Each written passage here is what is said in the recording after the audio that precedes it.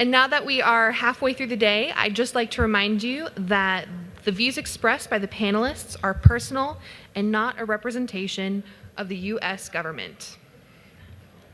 So now that we're all kosher,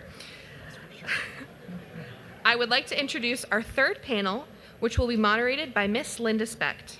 Ms. Specht is the Foreign Policy Advisor to the Commander of the United States Strategic Command here at Offutt Air Force Base. In this capacity, she provides advice to the Commander and command staff on foreign policy implications of U.S. Strategic Command's global responsibilities. Ms. Specht most recently served as U.S. Consul in Adana, Turkey. Prior to that, she served as Deputy Director of the Office of Pakistan Affairs, the Director of the Office of Terrorism Finance and Economic Sanctions Policy, and the Deputy Director of the Office of Arabian Peninsula Affairs at the U.S. State Department. Ms. Specht was embedded with the U.S. and coalition forces during 2 tours in Iraq and 1 tour in Afghanistan. In 2008 to 2009, she served as team leader of an embedded provincial reconstruction team in North Baghdad province. From 2006 to 2007, she served as a senior U.S. representative to the Dutch PRT. In addition, she served as an economic officer at the Coalition Provisional Authority in the U.S. Embassy in Baghdad in 2004. Please welcome Ms. Linda Specht and Panel 3.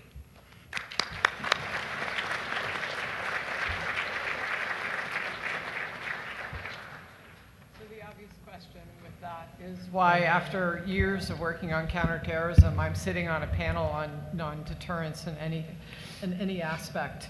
So I may or may not be the right person to be heading this discussion. More importantly, I'm the one non-economist sitting up here, so I'm feeling very out of place.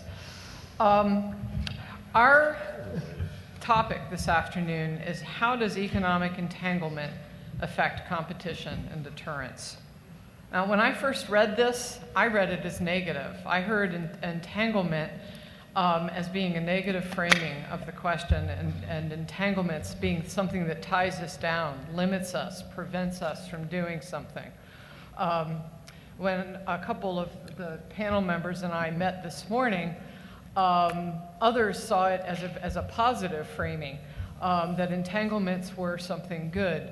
And it struck me that basically the difference in how we saw this question really is how a lot of our politicians and our press are framing the issue of economic, and I would say interdependence, either in a negative or a positive way, and kind of not thinking about how those two dynamics really come together. Because at the end of the day, when we have engagement, interdependency, or entanglement with another country, it has both negative and positive effects.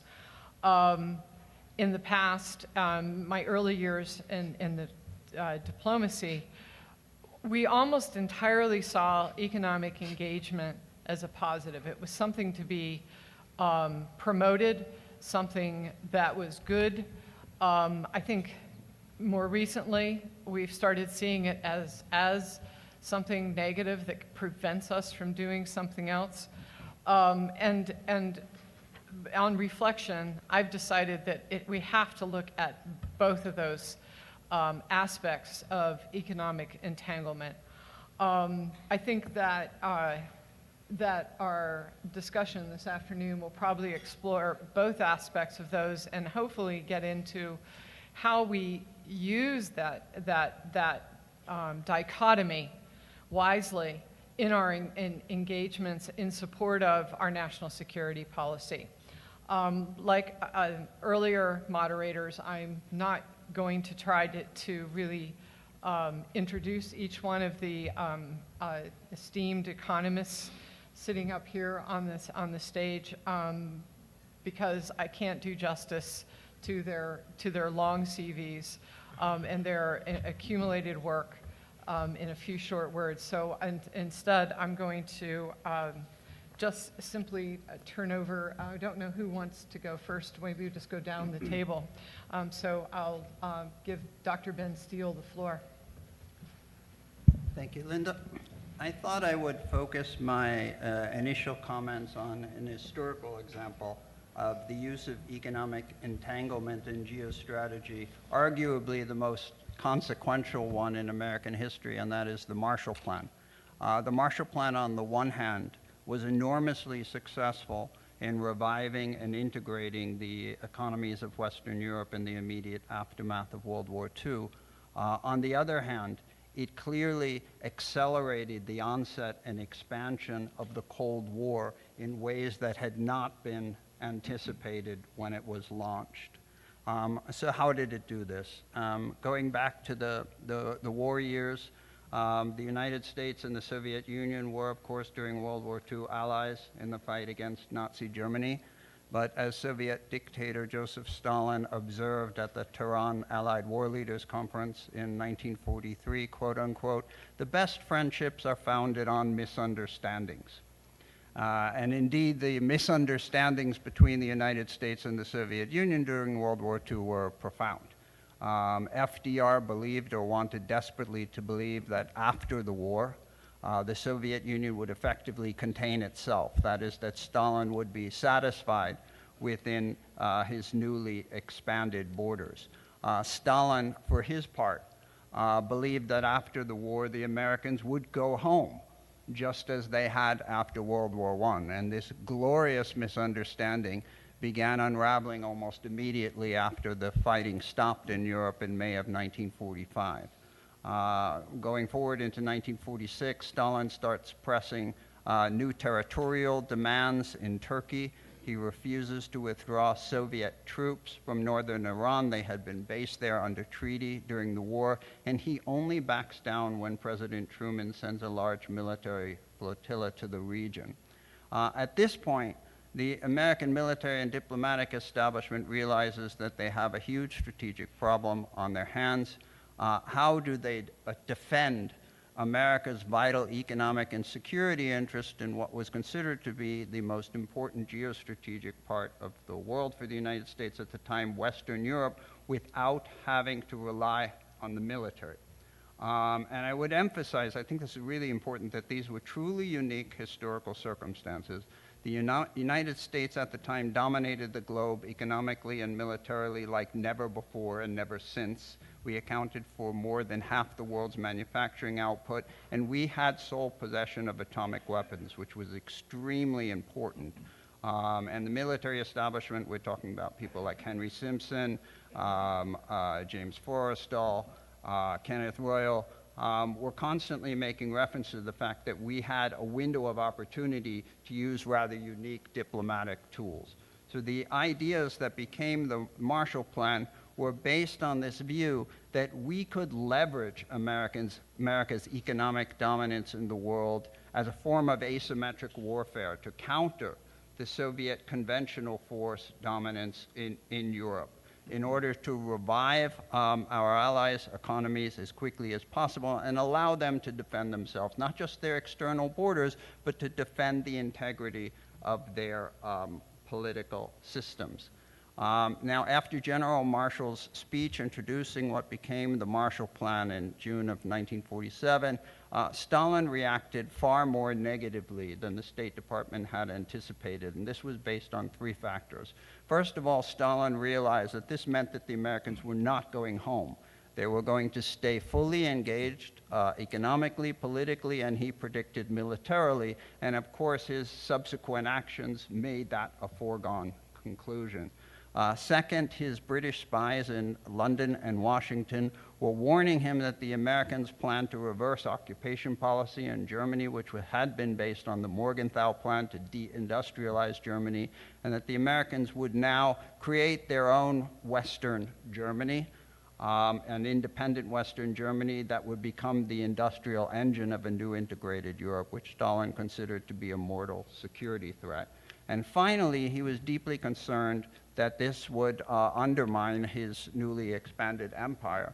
his satellite states, and he referred to them as the satellite states in Eastern Europe, reacted with undue enthusiasm to the offer of Marshall aid from the United States, in particular Czechoslovakia and Poland. So what you see is after the announcement of the Marshall Plan, Stalin begins immediately cracking down on all the coalition governments in Eastern Europe, in Poland, in Hungary, Romania, Bulgaria, particularly Czechoslovakia. In February 1948, he instigates a coup in Czechoslovakia. Communists take over the government entirely. This has a galvanizing effect on the skeptical Republicans in the US Congress, who quickly passed the Marshall Aid legislation in 1948. Now Stalin moves into his second round of reaction to try to stop the United States from creating its own independent capitalist West Germany. He institutes the blockade in Berlin in order to convince the Americans not to go forward. At this point, the security dimension becomes paramount. Now remember, what was the American military establishment trying to do? To defend America's vital interests without having to rely on the military, but they can no longer do that. And they didn't realize that some aspects of their economic thinking were also very important in this regard. For example, the French and the British objected to this American agenda of integrating their economies economically because they insisted that it made them less economically self-sufficient and less able to defend themselves. The French, for example, argued, you're withdrawing your troops from Germany. Within 5 years, the Germans will cut off our coal supply, or more likely, the Soviets will cut off our German coal supply when they take over the country.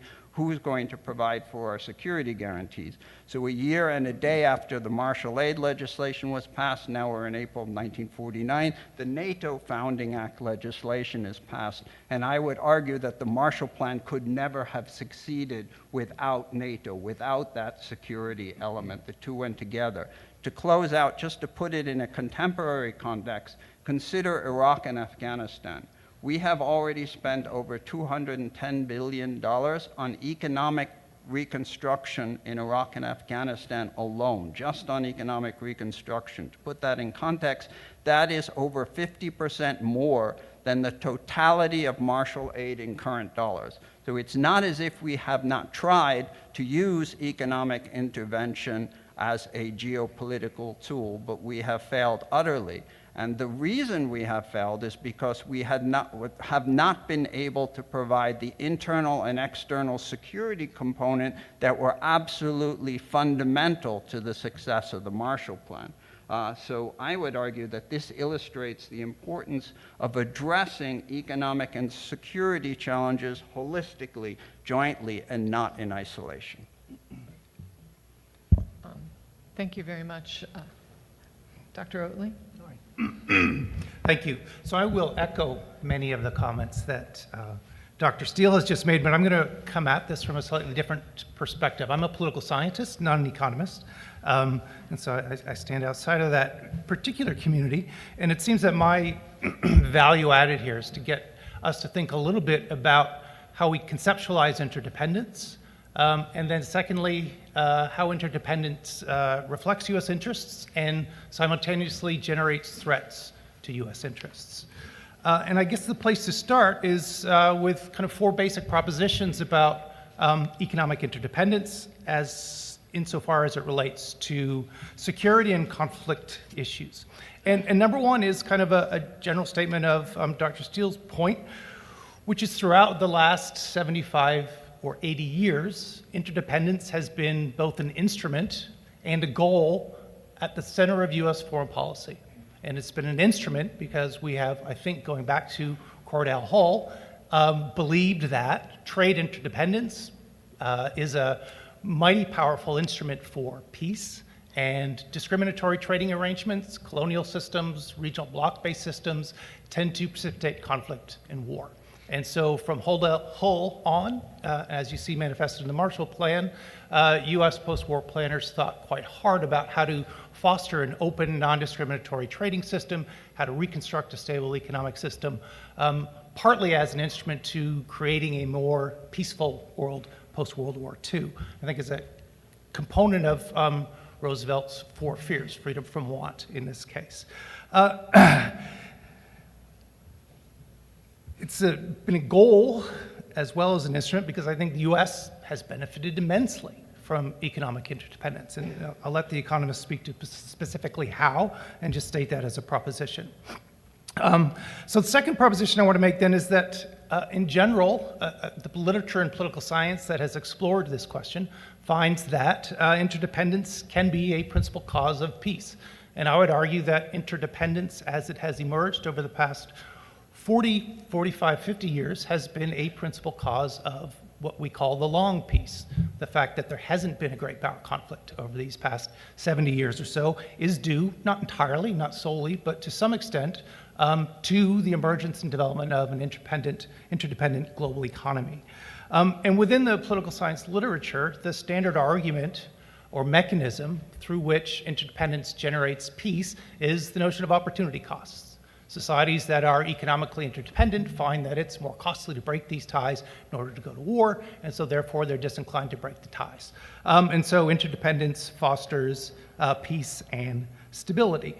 And I think this is true, but I think one of the things that the literature on economic interdependence and conflict misses is the second point that Dr. Steil raised, which is in the post-war era anyway, interdependence has been backstopped by the American military nuclear deterrent force. And I think it's our willingness and ability to extend this deterrent into Europe, into Asia, into our other allies that has given them the confidence to open themselves to trade in order to become interdependent upon one another. And so, yes, interdependence is an important mechanism, but it rests fundamentally also on a military component.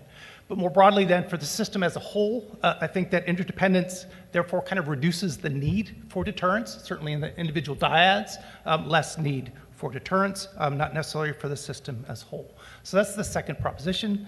Third proposition is, although we might think of interdependence as generally generating peace, interdependence is asymmetric and therefore also generates conflict. And I think a lot of the discussion that occurred this morning really focused on some of the more asymmetric or consequences of the asymmetric dimensions of interdependence. And what I mean by asymmetry is that interdependence isn't simply connectivity, it's structured. And it's structured by trade flows, it's structured by global value chains and the investments that support them, it's structured by who issues the key currency, it's structured by who holds treasury bills denominated in that key currency and for what purposes. It's structured by kind of a hard infrastructure. So think about the interbank settlement system, SWIFT. That's a structure that is inherent in interdependence. The financial system rests on it, and it gives the U.S. access to payments clearances that other states don't have. You think about the internet. That's a hardwired infrastructure. A lot of it passes through Virginia. We get to draw a lot of information from that. Okay? And so all of this structure generates asymmetries. Right? And you can characterize or summarize those asymmetries in terms of kind of insiders and outsiders, if you will, or center and periphery, hub and periphery also, if you wish.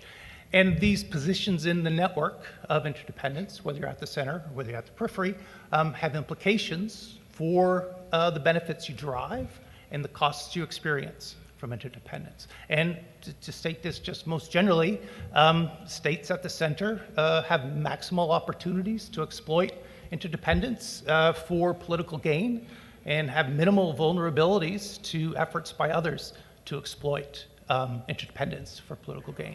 And states, actors at the periphery, flip it around. Maximal exposure, maximal vulnerability, minimal opportunities to exploit interdependence for structure.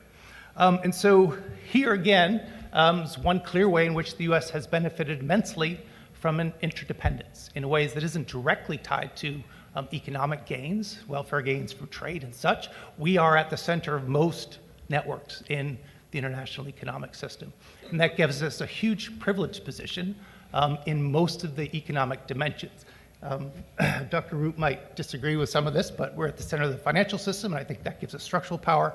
We're less, perhaps, at the center of the trade system, but we're certainly central to the kind of import structure that's present. And then the fourth point is that interdependence isn't a thing, it's a system. It's a complex adaptive system.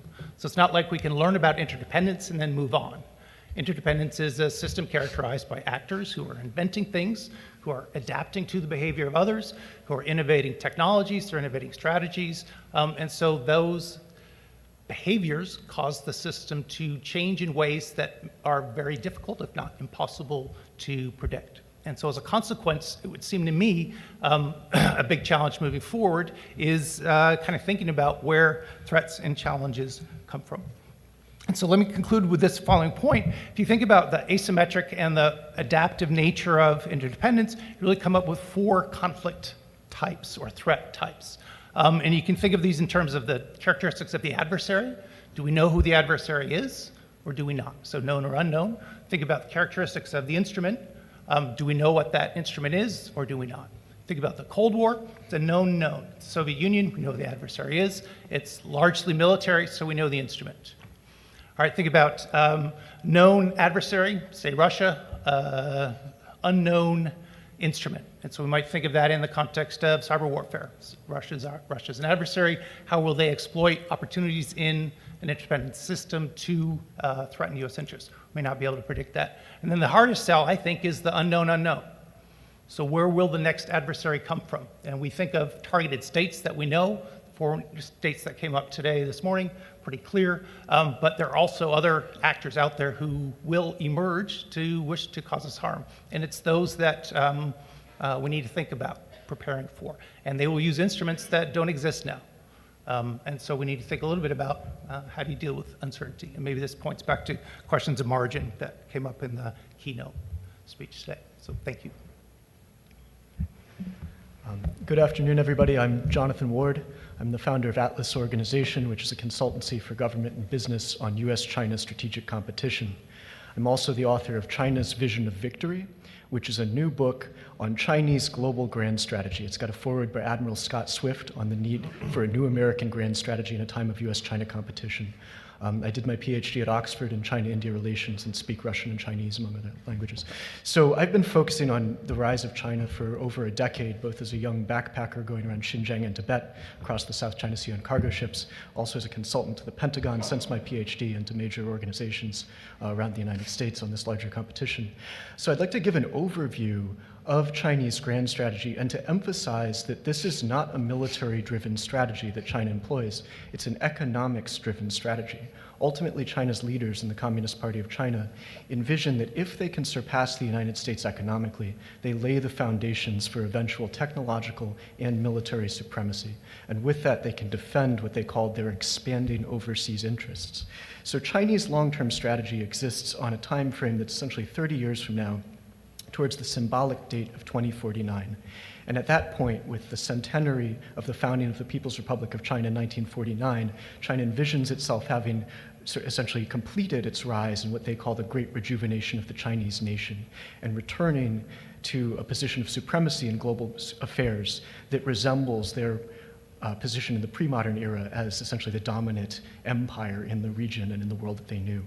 And this strategy today is underpinned by a series of strategic sort of initiatives. I mean, one of which is the Belt and Road Initiative, which we've all heard about, which describes the strategic geography of China as it evolves into an intercontinental power, its trading relationships and economic interests across the Eurasian, African, Indian Ocean sort of supercontinental structure.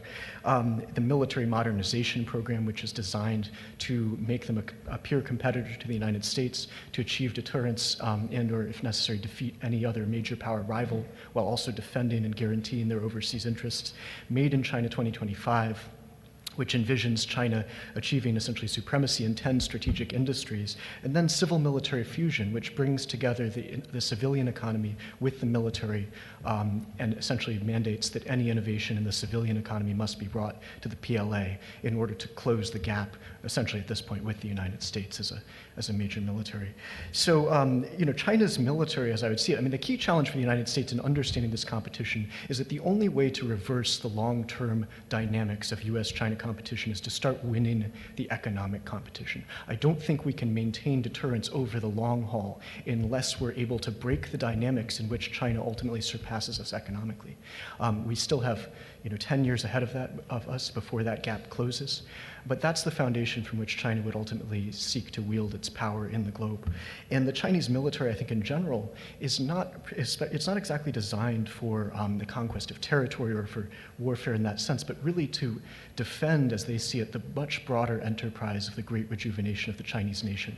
When they went to war with other nations in the past, and they went to war with every single neighbor they had in the 20th century. And many of these were small conflicts with the USSR, with India, with Vietnam. It was often for the sake of a broader diplomatic purpose that was about creating, essentially carving out that space for them to continue to rise as a major power. So I think that's how we want to look at their general deterrence enterprise and the use of their military, is to preserve this broader project of overtaking the United States and reaching this position of strategic supremacy in the 21st century.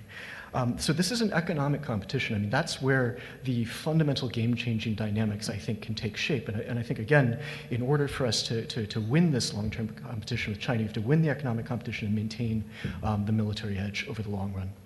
And because of the way in which China is going about its strategy, it's going to be very hard for us to keep these two things separate. I mean, as we start to move towards a new American grand strategy, I think we're hopefully headed towards that. We're going to have to think about reintegrating, our sort of economic objectives and our military objectives. These have been divorced in our engagement with China, which sought for business to engage with China in the military to essentially defend the West Pacific should anything go wrong. But China is using economic engagement in order to achieve supremacy. I mean, in 1980, China was 80% rural. Today, they compete with us in global markets. They're creating national champions, corporates that are going out to compete with our Fortune 500 and Fortune 1000 across the world, using the technology that they've stolen either through industrial espionage or simply taken on board through forced joint ventures. And this is all creating the foundation for China's rise as an industrial superpower that does have a global strategic ambition in mind. So we're going to have to rethink economic engagement with China. I mean, people today are talking about decoupling, for example. I mean, to what extent will we have decoupling? I mean, you have things like the creation of the entities list and putting Huawei on the entities list and other Chinese corporates, which can slow them down for a time, as tools within our broader competition. The trade war itself, I think, sounds the alarm very broadly that we have an economic issue with China. But what we really need to understand is the actual vanguard, the way that they execute their global strategy is through their companies. So they're state-owned enterprises, many of which are this is where civil-military fusion is happening, are the means by which they're going around the world to build essentially the foundations for Chinese strategic power. So the islands in the South China Sea, for example, it wasn't built by Xi Jinping and the PLA, it was built by Chinese corporations, the China Communications and Construction Corporation, for example, which is now also dredging the port of Colombo in Sri Lanka. So this spreads throughout the Belt and Road. Our own companies are caught up in this. I mean, civil-military fusion changes everything about the nature of U.S.-China economic engagement. So you'll see, for example, some of our high-tech companies out at Tsinghua University working on artificial intelligence, where Tsinghua's dean has said that they're working with the Central Military Commission to work on human-machine combat integration backed by AI. So our companies are involved in this. I mean, General Electric has a joint venture with AVIC, which of course is China's military aerospace corporation. So China's using all of this, not just engagement with the United States, but engagement with our allies. I mean, Britain's a great example of a country whose diplomacy was meant to run towards China for a golden decade under David Cameron and George Osborne. And all of this means that we're going to have to start thinking as allies in a broader sort of global picture of the U.S. alliance system in order to build the economic advantages that will keep us ahead of Russia and China and that will deny them the inputs to their industrial base that can be translated into military power, while also maintaining the theater level deterrence that we will need in order to prevent any sort of use of force on the part of China. So it's going to be a very broad enterprise that where economics and deterrence are deeply linked. And economic engagement with the adversary will provide certain advantages, but it's also a way for them to push back on us by, for example, the most interesting example I've seen recently is the $2 billion arms package to Taiwan. China has started to threaten companies like Honeywell, saying that you will lose the China market if you go through with this. And this is something they have in mind, is to exploit U.S. corporates that are in China for the sake of advantage in this broader competition. So we have to understand how this all works. and wage a much larger picture by, as was said earlier today, I mean, it's really Sun Tzu who said if you want to defeat your adversary, you must defeat their strategy. And the good news is China's explained what their strategy is, and they've shown us to some extent what its foundations are, i.e. the rise of the Chinese economy through the globalization of their companies. And that's the game that we're going to have to play in addition to the military maintenance of deterrence. So I'm Hilton Root, and I'm going to be the contrarian in the group, and I'm also going to be the one who stays close to the initial questions.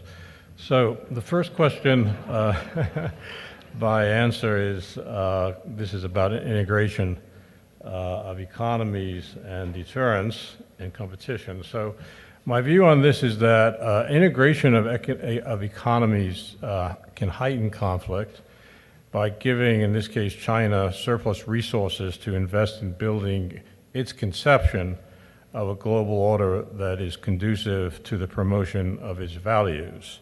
So in other words, by being integrated, by being interdependent, there's economic surplus that's generated, and that economic surplus can be utilized by either partner to attain objectives that it designates, and in this case, if the objectives are divergent, then the integration produces a divergent outcome, and obviously one that would lead to conflict.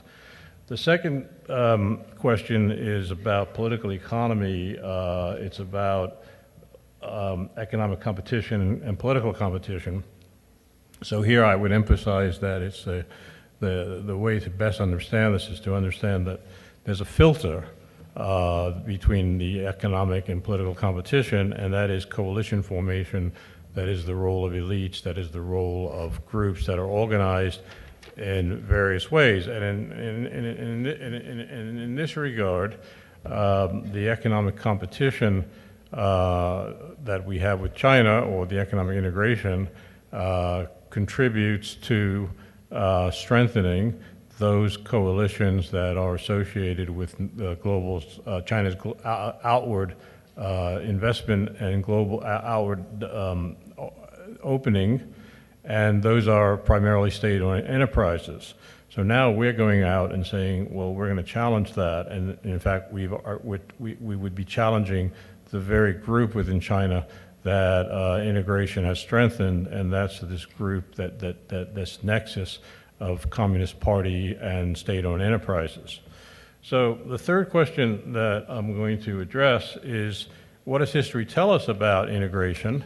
Well, history tells us that you can have highly integrated moments in the world economy, or even in the domestic economy. Think about the South and the North during the time of slavery and the Civil War that ensued, but also think about World War I, which has occurred at a time when European integration, economic integration had been at a peak, and Germany and England continued to trade with each other even during the early stages of the war. Their economies were very highly integrated, as they also were during World War II.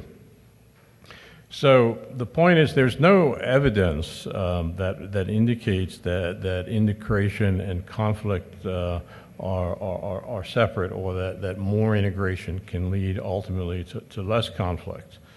But I want to conclude with a third and final point, which is how global networks have changed over time, and especially since the end of the Cold War.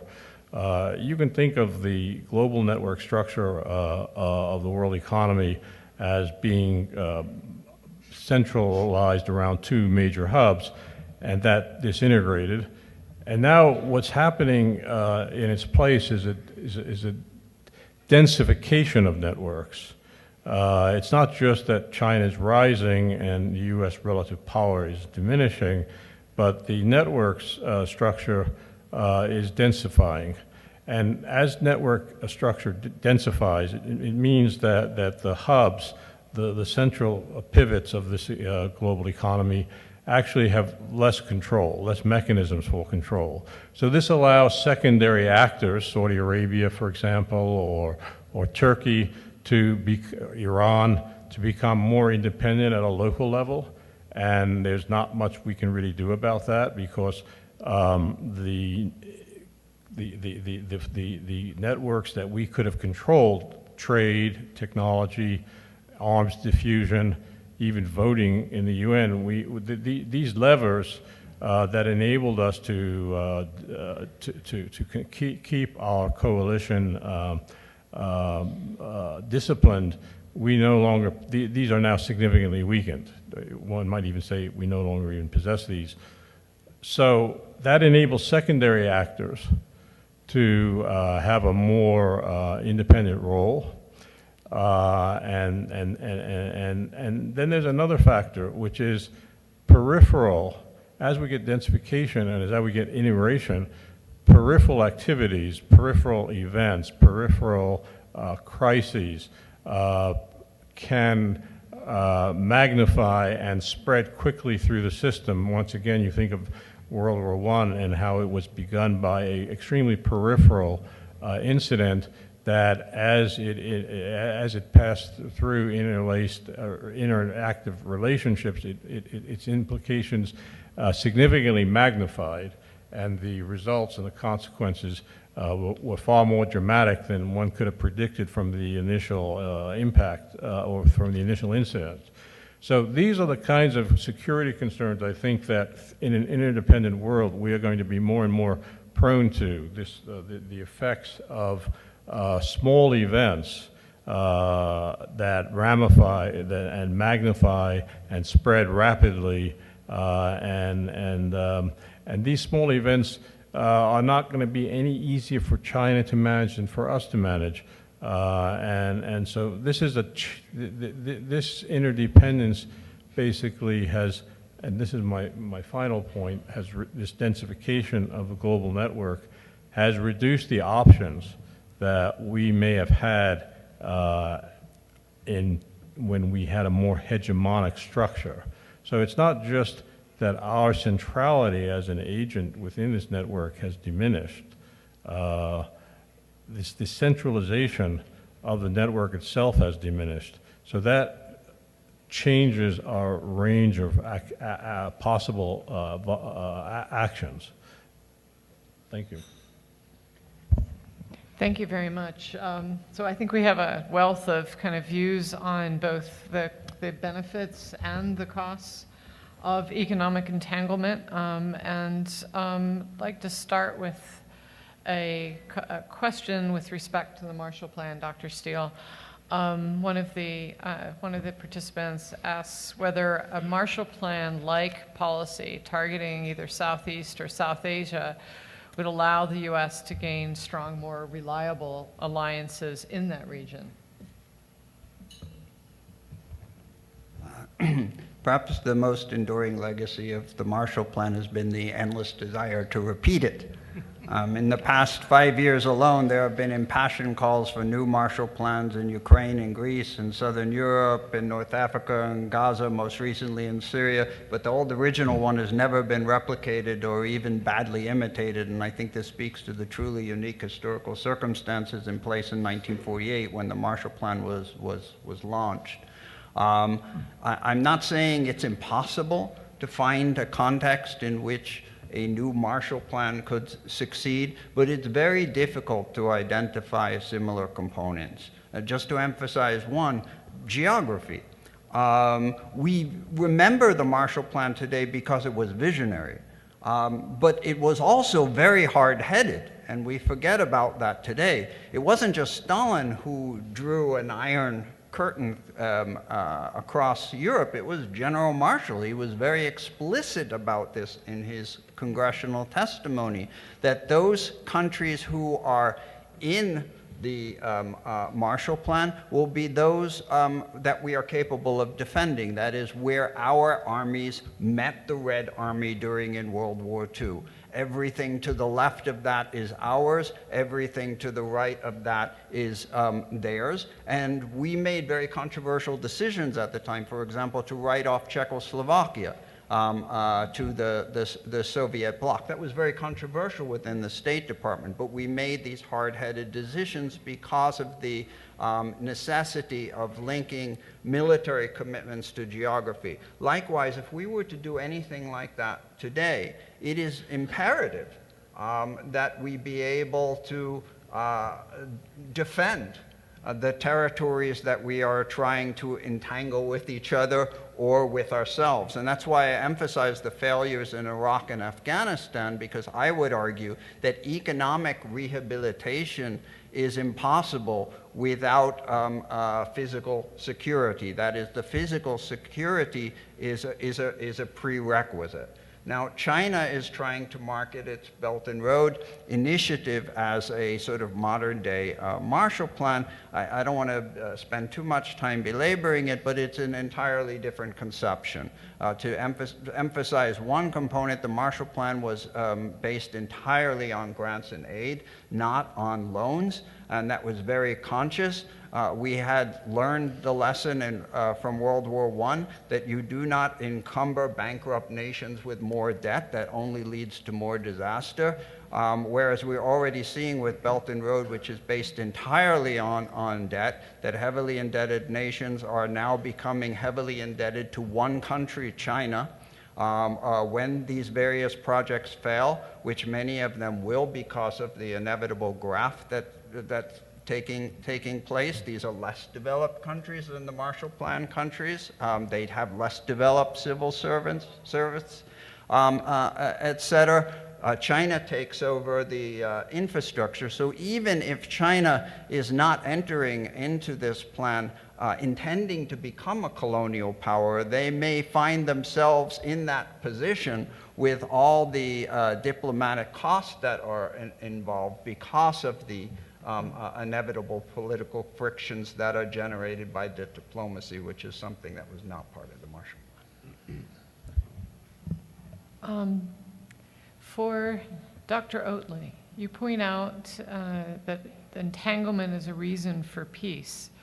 How do you think this will affect the United States and China relationship if in fact our two nations fall within the Thucydides trap? Could the next switch in power be caused by an economic war? Yeah, that's an excellent question. So I think that one can usefully differentiate between conflicts that arise over certain elements of a particular interdependent structure. And I think much of what we see in US-China conflict are disagreements over particular elements of an economic structure. How should China be classified in the World Trade Organization, as a developed or as a developing nation? What obligations should China have in terms of enforcing intellectual property rights? Should it be required to enforce them strictly or less strictly? And these seem quite different to me than the kinds of conflicts we see emerging with Russia being really outside of the interdependent system, functioning as kind of a kleptocratic petrostate. And Russia isn't part of the interdependent system, and it seems like what Russia wants is to destroy the system. And so there seem to be two very different types of conflict at risk, one about changing incrementally elements of the system to address some of those asymmetries that are present, and adjustment of those asymmetries if and when they occur, such as realigning quota shares in the International Monetary Fund to give China a larger share, as one might think is appropriate given its role as a global creditor. Those will require the US to take a step back, sacrifice a little power. And that is inherently zero-sum, and that's conflictual. But that doesn't rise to the level of China striving to replace the current system with an order of its own. And I think what the interdependence literature would suggest, at least the traditional interdependence literature, is that the reason China isn't likely to try to undermine and replace the order is because it has benefited hugely from it. It has pursued a development strategy that's produced the highest rates of growth ever known to humankind for extensive period and removed 500 million people from poverty. And it did that largely by having us purchase their goods that they produced with the technology that we have placed in China. And so for them to destroy that order is for them to destroy the very thing that makes them prosperous. One is inclined to say, kill the goose that lays the golden egg. And so I think that the real issue with interdependence isn't who's in the system, it's who's out of the system. And the biggest threats we face are the ones who are out, which is Russia, North Korea, and Iran. And our strategy should really be to pull more people in. And if that means having to make adjustments to address some of the asymmetries, and no one's going to disagree that there are asymmetries, then that's the conversation we ought to have. So that's how I would think about that question. I think Dr. Root. Yeah, so I'd just like to say that I believe that China's differences with the U.S. or with the U.S.-built order or the notions of an order that is designed to facilitate the success of countries that are constructed as liberal is much more fundamental than my colleague Thomas Oatley has suggested. Not that he's wrong. I think that it is correct to say that on issues of intellectual property rights, and there are, and some of the other issues he mentioned, there's some room for negotiations and accommodation, but that's not really where the long-term where the long-term momentum is, or the long-term disagreement is. It's about the nature of the global order. And it's not so much that China wants to destroy the global order. Of course, they recognize how much they benefited from it, but they want to steer it in a direction in which its system can benefit and can be protected and enforced. In fact, it wants to have a system where its freedom of action is similar to our freedom of action. In other words, where the renminbi will be a much more highly and essential currency. There may even be a currency war that people talk about at some point. Secondly, China is, by standards of liberal internationalism, outside of several key criteria, such as democratic norms and such as the rights of sovereignty and such as human rights.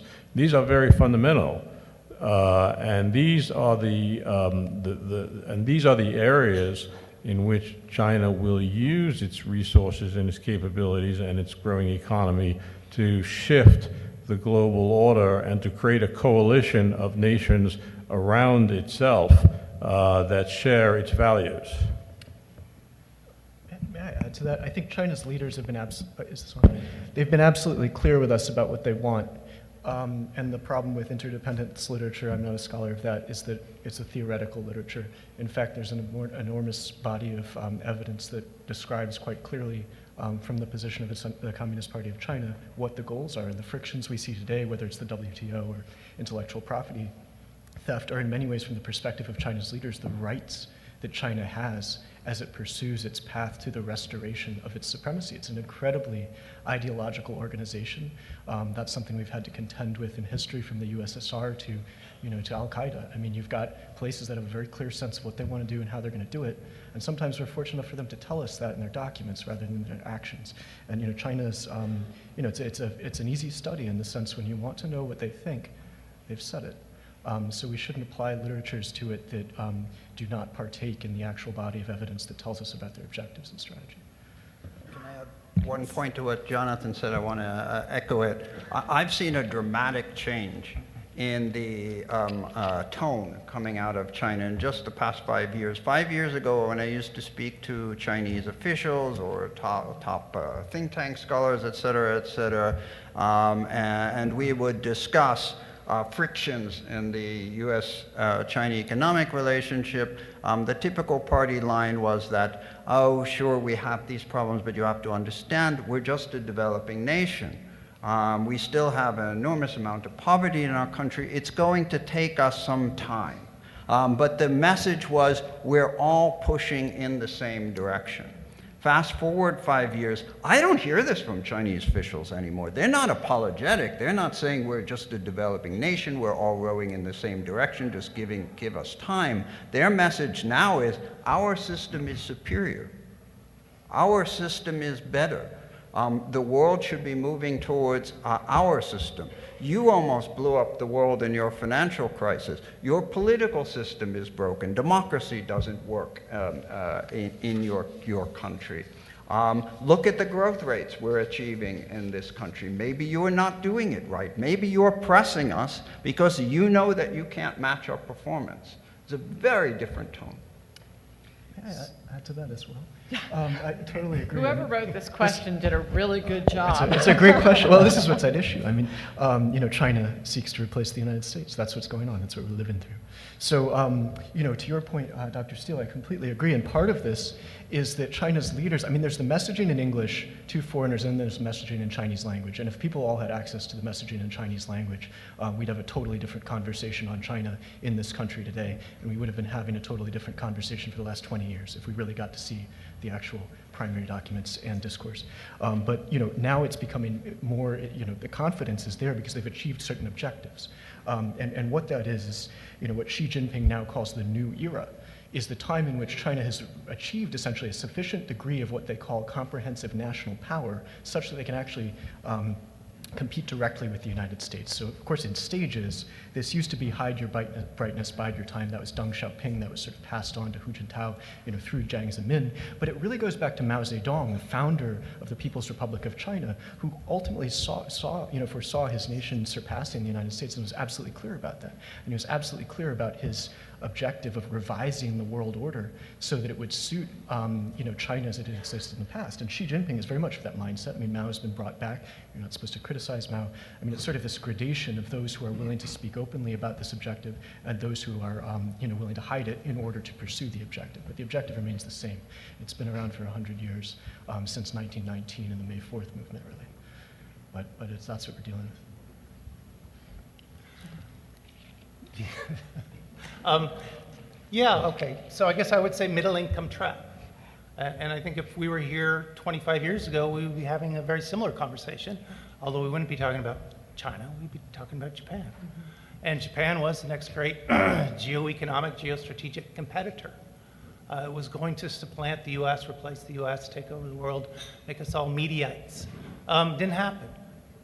And so part of my point about interdependence is we don't know what's going to happen. And sure, the Chinese want to supplant the US. Who doesn't? Is there a country out there who would say, no, I'm just happy being small and insignificant? No, everyone aspires to a global role. The question is, how likely is it that they will achieve it, and how likely is it that they will be willing to give up what's necessary to acquire it? And that's where the interdependence, he thinks it's theoretical, it's not. The interdependence logic argues that the opportunity costs of destroying the system to create another one are quite high. And the more prosperous China becomes, the higher those costs become as well. And so this isn't to de-emphasize or downplay or discount, diminish the significance of the very real challenges we do face from China in our relationship with them, in our trade balance and questions of intellectual property theft and so forth.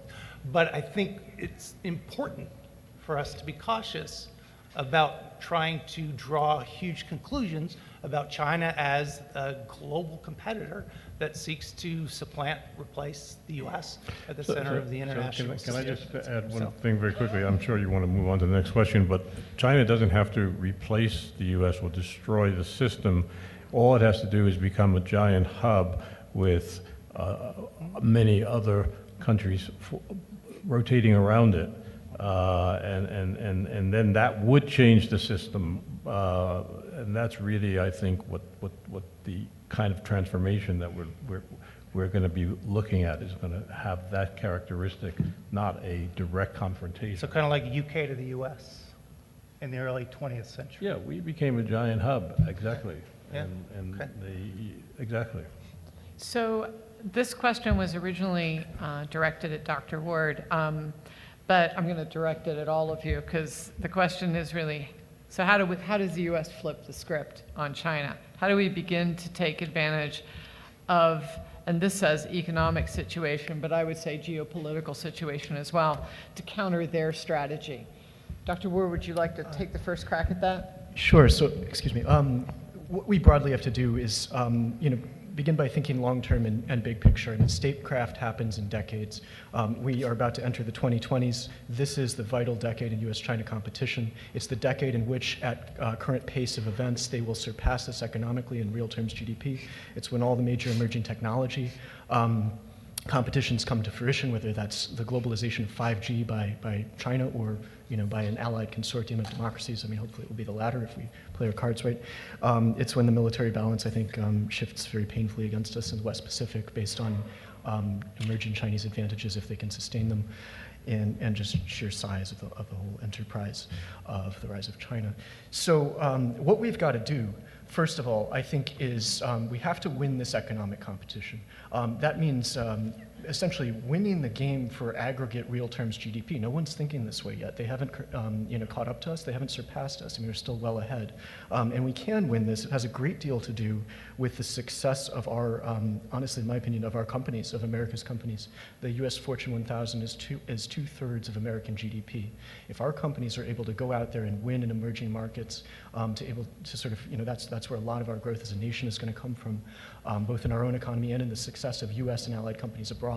That's a huge piece of it. And then maintain the military balance in the West Pacific and around the Indian Ocean region. I mean, that's where China's headed geopolitically. I mean, they're waging a two-front strategic competition, one with the United States, I would say, and Japan in the West Pacific, and the other with India in the Indo-Pacific, in the Indian Ocean region. If we have this, if we're thinking about the interplay of those two oceans in Chinese strategy, I mean, as was said at last year's Deterrence Conference, somebody said, if we didn't want the South China Sea to turn out the way it did, we probably should have done something 20 years ago. I think we need to think that way about the Indian Ocean. I mean, that's as the head of a Chinese think tank on India said to me, the Indian Ocean region is the most important region in the world for China because we're going to depend on it for the next 40 years. And the Belt and Road is concentrated there, all of that. I mean, if we can start to build up our economic,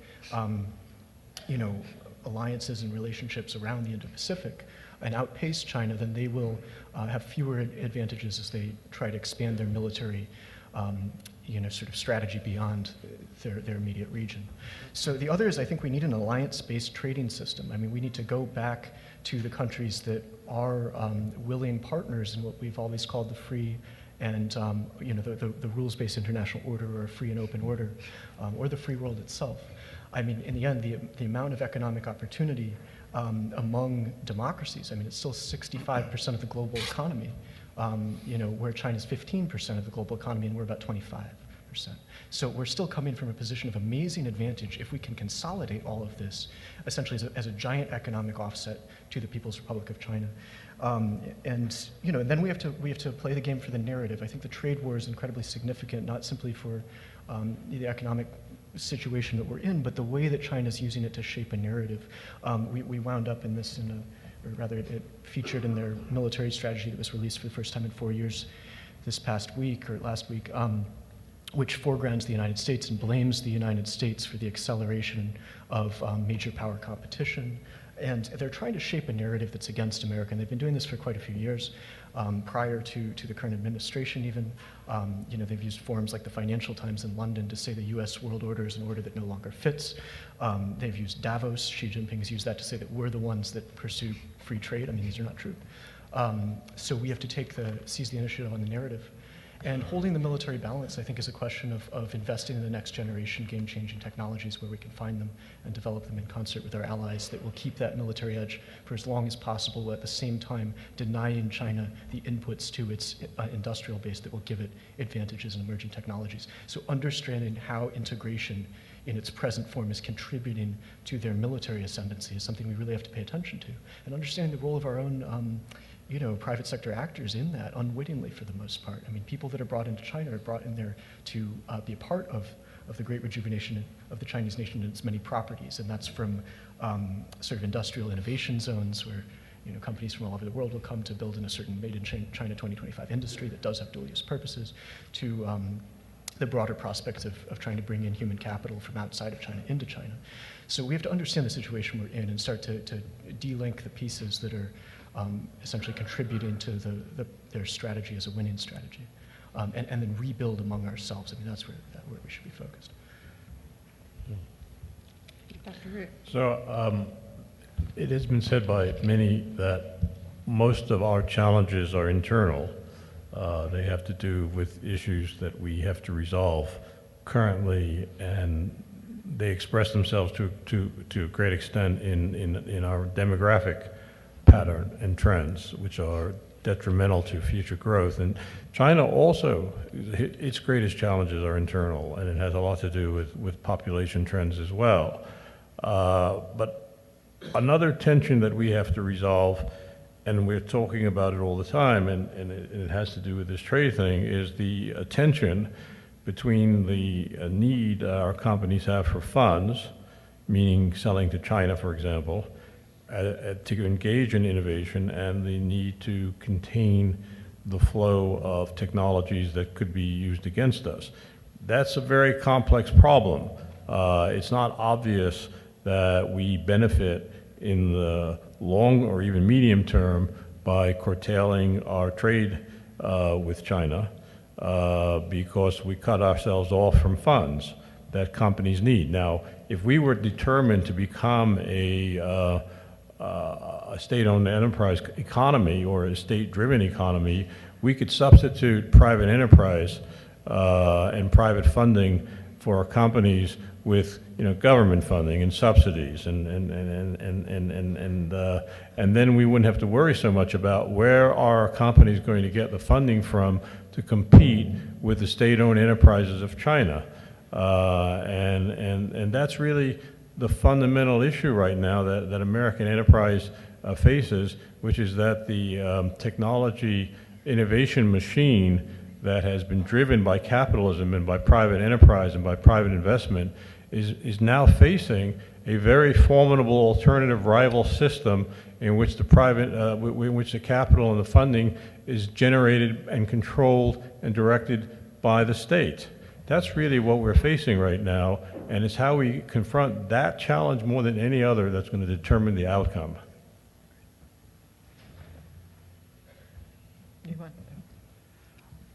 It's remarkable to consider that all of the institutions that we associate today with the post-war liberal order were created by the United States in just a few short years after World War II. The UN, the IMF, the World Bank, NATO, and the predecessor organizations to the European Union and the World Trade Organization were all created by the United States between 1945 and 1949. And as Tom emphasized, not surprising given that we built these institutions, we have a privileged place within the architecture. Take the IMF and the World Bank, for example. We are the only nation with veto power within those organizations. We created them at a time when we were represented over 50% of world GDP. Now, of course, we represent less than 25% of GDP, and it is utterly inconceivable that if we were to create an IMF and World Bank today, that we could convince the rest of the world to give us sole veto power. Yet, when the Chinese were clamoring for IMF governance reforms just a few short years ago, governance reforms that would have kept the sole United States veto in these organizations, it was a no-brainer. We should have embraced it. It was a free, magnanimous gift we could have given to China. We didn't. We said, oh, well, hold on, what's in it for us? Do we really want to dedicate more resources to these institutions, et cetera, et cetera? This was a diplomatic own goal. For the United States. What's remarkable about those institutions that we created in the 1940s is that the rest of the world is now begging us to re-embrace them. And these are institutions that we created when we were at the height of our power. I go back to a quote. In 1947, the Marshall Plan was a bipartisan initiative from a Republican Senator, Henry Cabot Lodge. This is what he said in support of the Marshall Plan. Writing to Senator Vandenberg, he said, and I quote, he said, the recovery of Western Europe is a 25 to 50 year proposition.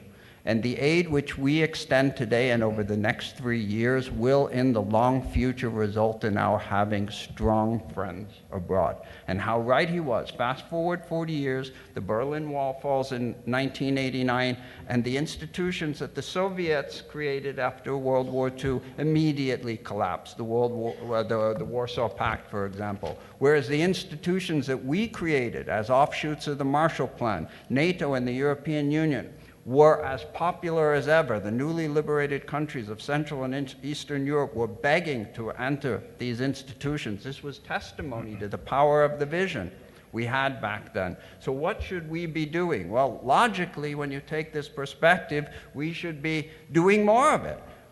We should go forward with TPP, for example, and set the new architecture for trade and economic relations in the regions with our allies. For example, in Japan, and bring in South Korea. This is what we should be doing. So why are we not doing it? And the reasons are overwhelmingly domestic. The post-war years have been a period of unprecedented growth and prosperity. And whereas all our domestic debate is focused on inequality, global inequality has plummeted during that period. So what we have in the United States right now is fundamentally a domestic problem, and we should be looking for domestic solutions to address things like stagnating wages in certain parts of the country, in certain professions, and growing inequality. These are questions that we as good economists should be addressing as part of domestic policy, and we should not be ripping down the international architecture. Yeah, I want to follow up on that too. I mean, one clear, reasonable response to a technology challenge from China is invest in higher education. We aren't. Investment in higher education across this nation, I think 48 out of 50 states, investment in their state educational system, university system is down. Right? University of Alaska cut, what, $130 million out of the budget? And they're going to have to consolidate down to a single campus. How do you expect us to, as a nation, respond to a tech challenge when we're slicing the budget that we need to invest in basic research? Think about primary, secondary school education. Same thing, underinvestment. So where are the next generation of scientists going to come from? Engineers. Where? And so this is also a 20 or 30-year problem, but it's a domestic problem. Also, talk about the capital financing problem for tech companies. Well, I just looked it up, and we had a $1 trillion deficit in the U.S. government budget. Well, where does that money come from? So why don't we correct that problem? And that'll free up $1 trillion that we could invest in things, maybe education, maybe technology, science and research. So there are a lot of things we could do at home that would help us respond to the competition in a way that would actually make us more competitive economically. It seems like those are good places to start before we go off and start thinking about another arms race with an adversary who may just be wanting to pull more of their rising population out of poverty. And so the notion that we should respond to this by really subjecting China, and the 1.3 billion people there, to autarky by forcing them out of our trade system seems to me deeply problematic. Because what's more likely to generate conflict than 1.3 billion people who are poor and see no possibility of a future? And so I just think we need to address problems at home first in ways that will enhance our economic capabilities down the road before we start marching off to do other things. Add to that. I think it's part of why it's important to choose a competition such as the economic competition as a focal point is that it's one of the best chances for maintaining a peaceful world order in this entire situation. I mean, we have to consider the fact that, as China closes the delta with us, that's how our deterrence starts to break down, the economic and sort of, comprehensive national power delta. I mean, that's when they have a better option for war as essentially a military dictatorship. I mean, this is a country whose leader, Xi Jinping, talks on a regular basis of preparing to fight and win wars. I mean, he's one of the only major heads of state that does that, and the discourse inside the PLA is of that nature as well. So it's not a country that's simply converting wealth into, the Chinese adage is a wealthy nation, a strong military, and the two go together. The idea is to build military power through an economic ascendancy. However, so much of this, it's very true. We win this thing, I think, by taking care of ourselves. A U.S. that's ready to compete and to play the long game, we've done this before. We've waged multi-decade strategic competition against an authoritarian dictatorship and won. And we can do it again. And I think the difference is a certain level of integration, but we want to make sure that integration doesn't tip against us and create advantages in the adversary that we can't overcome. And the other side of it is, I think, working on our own economic power, in the sense that we're a $20 trillion economy today, and we need to be thinking about what does the next $10 trillion in U.S. Wealth look like? Where do we get that? How do we build that? And the role of government and sort of having the strategic foresight to participate in innovation and domestic innovation. I guess the classic example is that DARPA invented the iPhone. Every single technology in there has wound up in the civilian sector, and having that long-term view and that sense of things, I think is on one hand it's supplemented by our companies, but government's role in national innovation is going to be so important to this. It absolutely includes education, but towards this long-term horizon of building American prosperity, which can guarantee our power. Okay. Yeah, I just want to say that if we're thinking of that there's something like a victory at the end of the day, there isn't.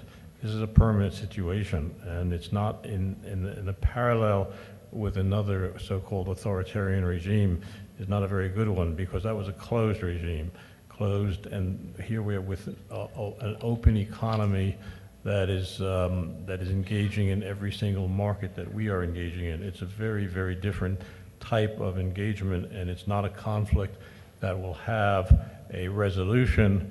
It is a permanent situation. And in that permanent situation, the big challenge for our future is, where are we going to get future growth out of the economy that we have? Can we do it domestically? If we're going to do it outwardly, what's the world order that we can thrive in? And these questions are not about a conflict of a determined period. This is a permanent fact that we have another civilization out there, and they do things differently, and they're going to want to live in a world where the things that they do and the way they do them are conducive. Thank you. I think there's a question down on the floor. Dr. Benn Steil mentioned that, in 1945 to 1949, that the U.S. had took the leadership and achieved a lot of things in terms of international organization tremendously. And the problem that the U.S. had currently is with domestic policy. But I look at the space arms control. It turns out that the U.S. for the last 60 years, or even in the future, it really has the lion's share of every segment of the economically of the space industry sector, control everyone. And yet, in the international forum, is letting the Russia and China taking the lead. So I'm curious to feel that it's very strong economically for U.S. and also the Western alliance, and yet somehow Russia and China was able to split the alliance of the Western country and take advantage of us. So I wonder, there's anything that we should have done in order to regain the leadership in the space arms control arena? Well, the results of the last election made pretty clear that the American public, broadly speaking, is no longer convinced that the architecture that we built after World War II is working in their interest. And we can go in one of two different ways. We can pull down that architecture and let them see the results, or we can try to convince them that perhaps the root of the problems, the real problems that Americans have today in the United States, paying their bills, putting their kids through college, taking care of their elderly parents, that those problems have different sources and need to be addressed in different ways, and that in fact the international architecture that we constructed after World War II, all the way from economics to international security, is in fact still working in our interests. And I'm not naive. I think that's a terribly difficult sell, and nobody's out there trying to do it. Just to give an example, a few weeks ago, Joe Biden gave a foreign policy speech, and I was encouraged by that. Okay, here's one of the candidates talking about foreign policy, and I couldn't wait to hear what the others would say. And immediately, Governor Inslee, I believe, came along with his first great foreign policy statement. He was going to name Megan Rapinoe his Secretary of State. And this is the level to which we've sunk here. We're having an important presidential campaign next year, and most of the Democratic candidates are completely ignoring foreign policy. My personal view is that we need to be re-embracing it and re-engaging the American public in these issues and trying to convince them that our problems are manageable with domestic economic solutions, and that the direction in which we've been going, at least on the international stage over the past 2.5 years, is not helping their interests. Yeah, I want to follow up on that. I think that, in IR, there's a central concept called the security dilemma. And I think the security dilemma came up, at least implicitly, a lot this morning about what does one's adversary read about your intentions based on your behavior when they don't really know what your intentions are. And how do you react to their behavior when you don't know what their motivations are as well. And I think in this context of US-China, there's also a possibility of a security dilemma emerging. And I think the events in the US over the past 5 years, and I think Dr. Root's point about the US financial crisis in 2008, the global financial crisis in 2008, this really marks the beginning point of this, seems to suggest poor management, to put it moderately, of the global economy and key infrastructure of the global economy by the US. And it's not surprising that the Chinese at that time, who were very vulnerable to this crisis, thought that it was perhaps in their interest to find some other alternative arrangements that would protect them a bit better. And I think the message to learn, if you're a Chinese leader, from the events in American electoral politics over the past 5 years, and certainly over the past 2.5 years, is that the US has kind of abandoned the system it created post-World War II. Certainly has abandoned it at this top leadership in this administration. And so why should the Chinese embrace it? And why wouldn't they want to search for something else? But it's not clear to me, therefore, that if we recommit to the system that we built, and that does largely work in our interests, and find a way to convince people that it works in our interests, and find ways to make those who have lost from it whole again, who knows? US leadership could reassert itself. And in a world in which the US is behaving as it did in the 1940s, 1950s, 1960s, I'm not sure that we don't see a different China. And so I think that a lot of what we see is due to interaction between the US and China as it has evolved since over the last 11 years or so. And so if we can change the way we behave, who knows what China will do in exchange or in response. I just want to make a comment because I think kind of pull it back to the conference at hand, because I think the American people are more accepting of our military alliance system. And I was struck by something Dr. Ward said, which is together as allies, our economies can compete with China. And so maybe the pathway to kind of better competing with China is to do it the way we do it in military security, through our alliances, and building confidence with the American people who trust our alliances better.